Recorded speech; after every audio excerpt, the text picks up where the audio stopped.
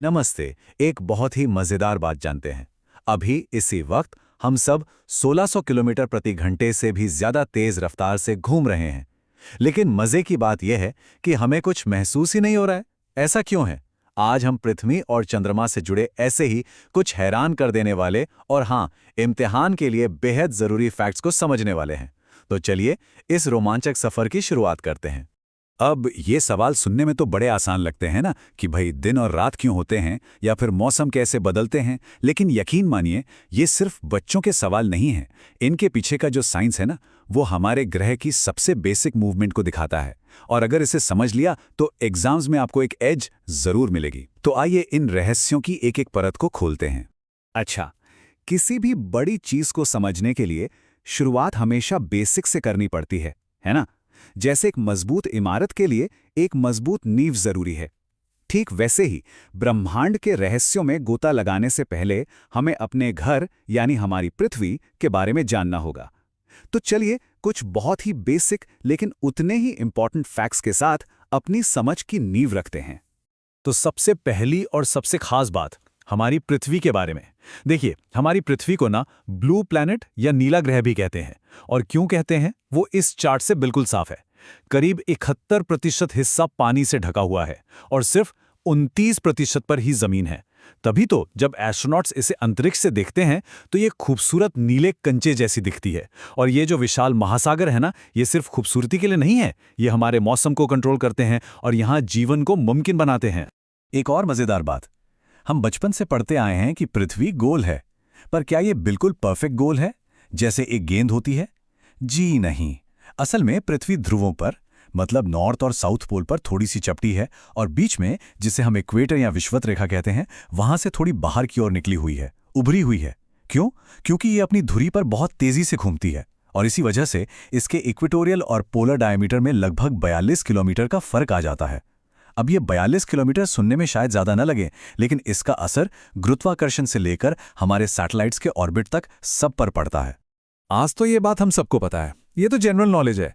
लेकिन जरा सोचिए, आज से करीब 2500 साल पहले जब ज्यादातर दुनिया ये मानती थी कि पृथ्वी चपटी है, एक थाली की तरह, उस जमाने में पाइथागोरस ने सिर्फ मैथ्स और ऑब्जर्वेशन के दम पर यह कह दिया था कि नहीं, हम एक गोले पर रहते हैं।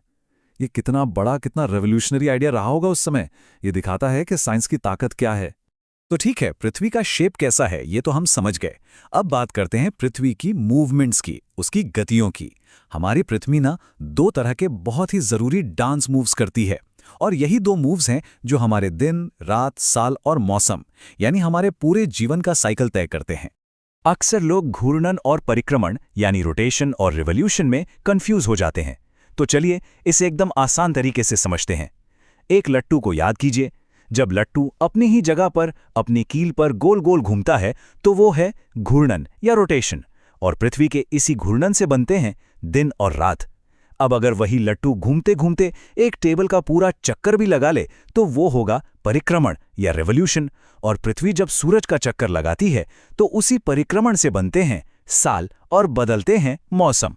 तो हमारी पृथ्वी ये दोनों काम एक साथ नॉनस्टॉप कर रही है। अब जरा इस रफ्तार पर गौर कीजिए, 1610 किलोमीटर प्रति घंटा। ये तो किसी सुपरफास्ट फाइटर जेट की स्पीड से भी ज्यादा है। और हम सब अभी इसी वक्त इसी रफ्तार से घूम रहे हैं। सवाल वही है, हमें महसूस क्यों नहीं होता? क्योंकि सिर्फ हम ही नहीं, हमारे आसपास की हर एक चीज, ये हवा, ये इमारतें, ये पहाड़, सब कुछ हमारे साथ ही उसी कांस्टेंट स्पीड से घूम रहा है। ठीक वैसे ही जैसे एक तेज चलती ट्रेन में आपको अपनी स्पीड का एहसास नहीं होता। यहाँ एक और टेक्निकल पॉइंट है जो एग्जाम्स में पूछा जाता है। हम कहते हैं कि एक दिन 24 घंटे का होता है ना, पर टेक्निकली ये पूरी तरह सही नहीं है। पृथ्वी को अपनी धुरी पर एक पूरा 360 डिग्री का चक्कर काटने में असल में 23 घंटे 56 मिनट और 4 सेकंड लगते हैं। इसे कहते हैं नाक्षत्र दिवस या सिडीरियल डे। तो फिर वो बाकी के 4 मिनट कहाँ से आए? वो 4 मिनट पृथ्वी को सूरज के सामने वापस उसी पोजीशन में आने में लगते हैं जिससे हमारा 24 घंटे का सौर दिवस या सोलर डे बनता है, जिसे हम फॉलो करते हैं। अच्छा, तो पृथ्वी सूरज का एक चक्कर कितने दिन में लगाती है? 365 डेज। पर पूरा 365 डेज नहीं, 365 डेज और लगभग 6 घंटे। अब ये जो एक्स्ट्रा 6 घंटे है ना, ये बहुत इंपॉर्टेंट है। सोचिए, अगर हम इन 6 घंटों को हर साल भूल जाएं तो क्या होगा? हर 4 साल में हमारा कैलेंडर पूरे एक दिन पीछे हो जाएगा और कुछ 100 सालों में तो गड़बड़ हो जाएगी। पता चलेगा कि दिसंबर में गर्मी पड़ रही है और जून में बर्फ। इसी गड़बड़ को ठीक करने के लिए हम हर 4 साल में एक दिन एक्स्ट्रा जोड़ देते हैं, 29 फरवरी, जिसे हम कहते हैं लीप डे। एक और फंडामेंटल फैक्ट जो हम सबको पता होना चाहिए, पृथ्वी की घूमने की डायरेक्शन क्या है? ये हमेशा पश्चिम से पूर्व यानी वेस्ट टू ईस्ट घूमती है और इसी वजह से हमें सूरज हमेशा पूर्व यानी ईस्ट से उगता हुआ दिखाई देता है। अब जरा सोचिए मजे के लिए, अगर पृथ्वी उल्टी घूमती, मतलब पूर्व से पश्चिम, तो क्या होता? बिल्कुल सही, सूरज पश्चिम में उगता और पूर्व में अस्त होता। और आपको बता दूं, हमारे सौर मंडल में ऐसा होता भी है। शुक्र ग्रह यानी वीनस वो ऐसे ही उल्टी दिशा में घूमता है। चलिए, पृथ्वी की बातें तो बहुत हो गईं।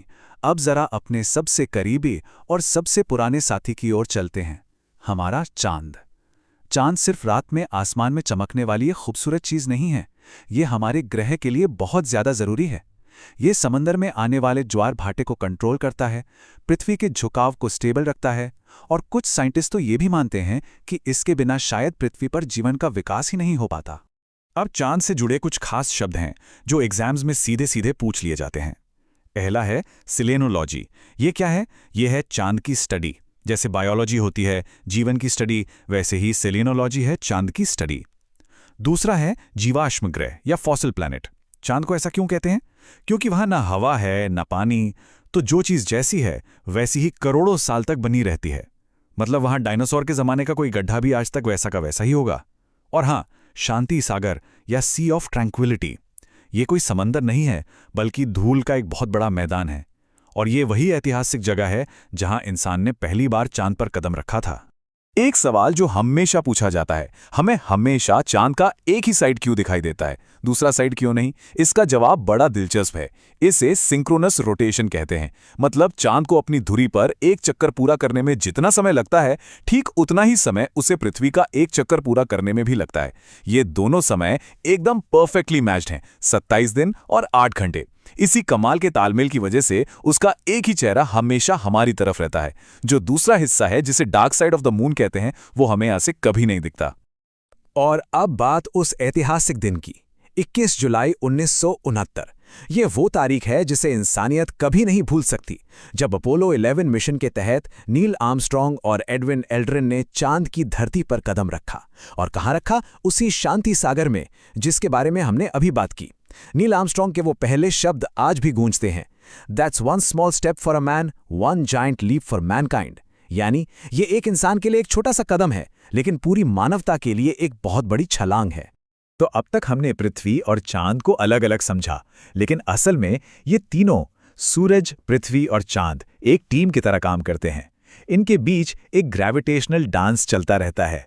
और इस डांस का सबसे बड़ा असर हमें कहाँ देखने को मिलता है? हमारे महासागरों में। तो चलिए देखते हैं ये तीनों मिलकर समंदर में कैसे हलचल मचाते हैं। हम सब ने ज्वार भाटा या टाइड्स के बारे में सुना है।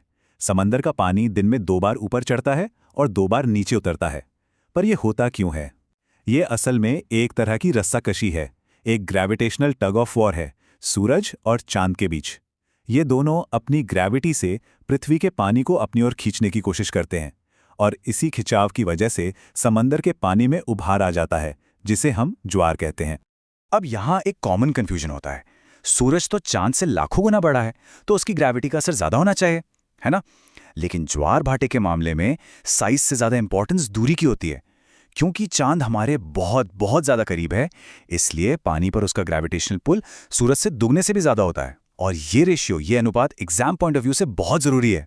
याद रखिए, चांद और सूरज की ताकत का अनुपात 11:5 है। मतलब 11 हिस्से चांद का असर तो 5 हिस्से सूरज का। ये 2 शब्द उपसौर और अपसौर यानी पेरिहीलियन और अफेलियन भी बहुत इंपॉर्टेंट हैं। इन्हें याद रखने का एक सिंपल सा तरीका है। उप मतलब पास, तो उपसौर वो दिन है जब पृथ्वी सूरज के सबसे पास होती है और ये होता है 3 जनवरी को। और अप मतलब दूर, तो अपसौर वो दिन है जब पृथ्वी सूरज से सबसे दूर होती है और ये होता है 4 जुलाई को। अब इसमें एक हैरान करने वाली बात है, जब हमारे यहाँ उत्तरी गोलार्ध में कड़ाके की ठंड पड़ती है यानी जनवरी में, तब पृथ्वी सूरज के सबसे करीब होती है। इससे ये साबित होता है कि मौसम का कारण पृथ्वी की दूरी नहीं बल्कि उसका अपनी धुरी पर झुकाव है। चलिए तो अब एक सुपर क्विक रिवीजन हो जाए, बिल्कुल रैपिड फायर। दिन और रात, घूर्णन। साल और मौसम, परिक्रमण। पृथ्वी सूरज के सबसे पास 3 जनवरी उपसौर, सबसे दूर 4 जुलाई अपसौर। और टाइड्स पर चांद और सूरज की पावर का रेशियो 11:5। इन पॉइंट्स को तो बस दिमाग में बैठा लीजिए, ये एग्जाम्स में बहुत काम आएंगे। तो दोस्तों याद रखिए, आप जो भी फैक्ट सीखते हैं वो इस विशाल ब्रह्मांड की पहेली को सुलझाने का एक छोटा सा टुकड़ा है। ये नॉलेज सिर्फ एग्जाम्स पास करने के लिए नहीं है, ये दुनिया को देखने का आपका नजरिया बदल देती है। जाते जाते आपके लिए एक सवाल छोड़ जाता हूं, इस पे सोचिएगा जरूर और अपनी क्यूरियोसिटी, अपनी जानने की इच्छा को हमेशा जिंदा रखिए। मिलते हैं अगली बार कुछ और ज्ञान के साथ। तब तक पढ़ते रहिए, सीखते रहिए।